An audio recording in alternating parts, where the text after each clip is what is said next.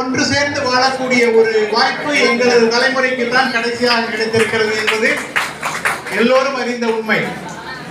ஆனால் அந்த வாய்ப்பை பயன்படுத்தி நாங்கள் சந்தோஷமாக வாழ்ந்திருக்கிறோம் என்பது ஒரு நிதர்சனமான உண்மை.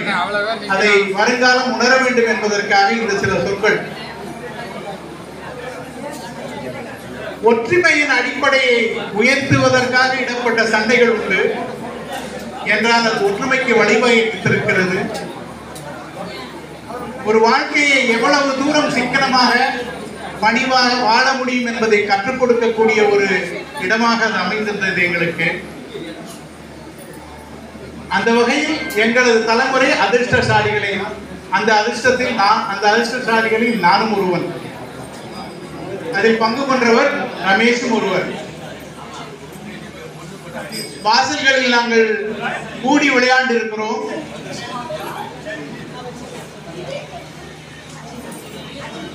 பட்டாளைகளில்